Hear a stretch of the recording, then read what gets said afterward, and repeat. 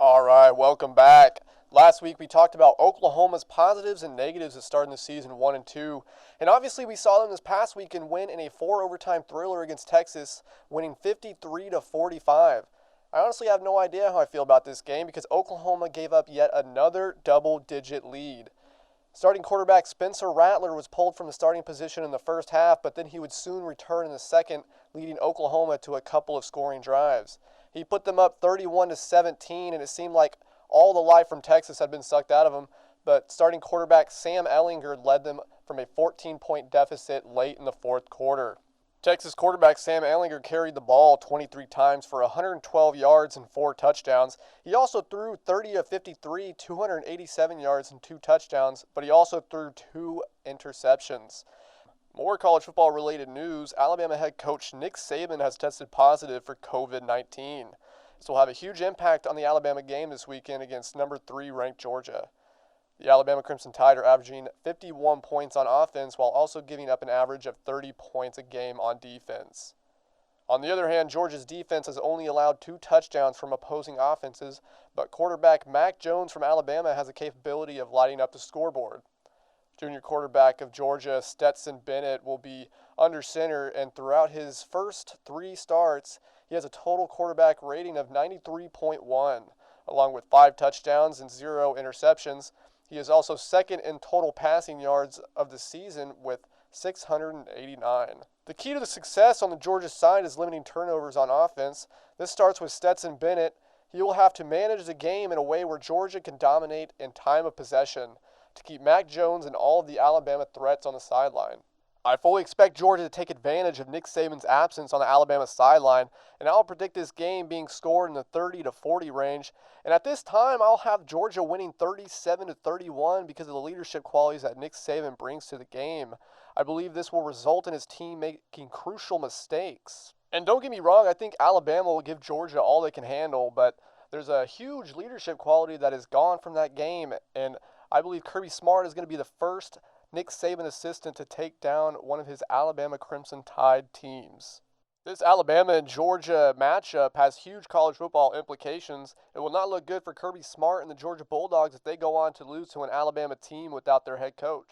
We will also see how the College Football Playoff Committee will treat Alabama if they go on to lose this game against Georgia and they eventually win the SEC at the end of the season. Is the committee going to punish Alabama for that one loss, although they had their head coach gone for COVID-19 reasons? Overall, Week 7 of college football is bleak in terms of crucial matchups. Number 1 ranked Clemson travels to Georgia Tech, hoping to stop the Yellow Jackets' running game. Quarterback Trevor Lawrence and running back Travis Etienne of Clemson are continuously proving that they are the most lethal duo in college football. Undoubtedly a Heisman frontrunner, Trevor Lawrence has racked up 1,140 passing yards, 10 touchdowns, and 0 interceptions. He is completing 72.4% of his passes with a total QBR of 103.4 in just 4 games on the season. Returning senior Travis Etienne has done all he can when given the ball as he records 4 rushing touchdowns, 392 yards on the ground with an average of 7 yards per carry for the Clemson Tigers at running back. As the season progresses, Etienne's production will improve, but he has not been called upon much due to the excellent play at quarterback by Trevor Lawrence.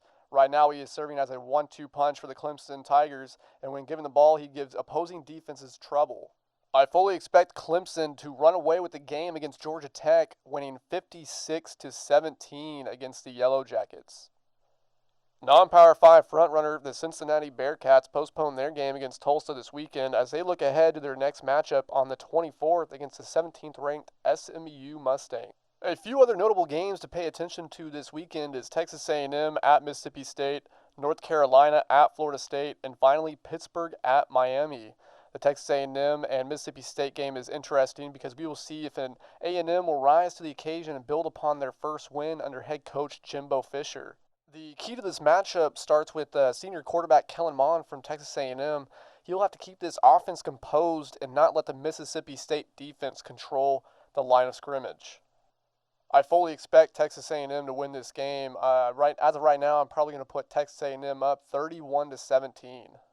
Coach Mack Brown is looking to notch a 4-0 start for the North Carolina Tar Heels under his second season as head coach. The Tar Heels will be led by quarterback Sam Howell, who has struggled for portions of the season. Howell has completed 68.7% of his passes for 777 yards, 6 touchdowns, and 3 interceptions. North Carolina cannot afford to turn the ball over and give Florida State multiple chances on offense. So look for Sam Howell to be calm and collective in the pocket while also using his ability to run to reduce poor throwing attempts. Lastly, Pittsburgh at Miami. The Miami Hurricanes were dominated this past weekend against the Clemson Tigers. Miami's offense scored 1 touchdown against Clemson's defense. Houston transfer D'Eriq King struggled to produce that night, finishing the game 12 of 28, 121 yards, and 2 interceptions. He was able to produce a little on the ground with 14 carries, 84 yards, and 1 touchdown. Miami is in need of a big comeback win after the 42-17 loss, but this will not come easy against the Pittsburgh Panthers. Look for D'Eriq King to utilize his legs to keep the Pittsburgh defense honest, which will allow Miami to use a more open offensive scheme. I have Miami winning this one in a shootout, 45-41 against the Pittsburgh Panthers. All right, that will do it for us today. I'm Christian Phillips, and this is what's happening around college football. See you next time.